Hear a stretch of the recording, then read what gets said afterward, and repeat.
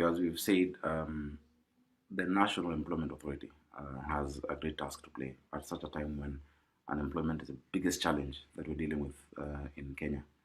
From connecting these young people to the job market, from building their skills, from making sure we have the right content taught in our universities by matching the skills and the curriculum being taught and what is needed in the market, from providing a platform through which they can be linked to internships in private and public sector. There's a lot that really this institution is supposed to be doing, and we've really been looking forward and trying to push for it to be operationalized and for it to work.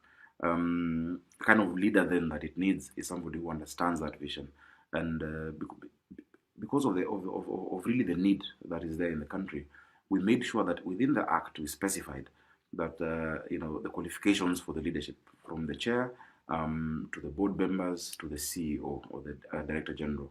The chair is supposed to have a minimum of 7 years experience in human resource management, because they're supposed to be the vision carrier. You need somebody who can be able to inspire academia, because you're talking about the universities and the TVETs.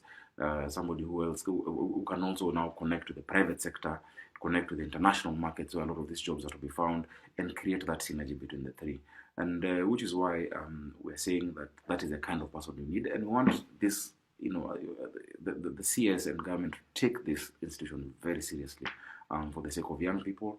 Honorable Mary Wambui is a friend. We've worked together. I think she has a lot to offer Kenyans, but in different capacity. For this particular one, we know many Kenyans, and we have no one in mind, no specific person, but there's so many Kenyans. I was at the ILO meeting just the other day. The Kenyans who were at the ILO, International Labour Organization, in the ministry, who are HR professionals, who fit the bill, described in the law, and who can actually give this institution the kind of vision and impetus it needs, because it's been lagging behind. We must put our money where our mouth is when it comes to issues of youth unemployment. The biggest threat to our young people today is millions of them who are disillusioned, disengaged, and not employed, and that is where our focus must be.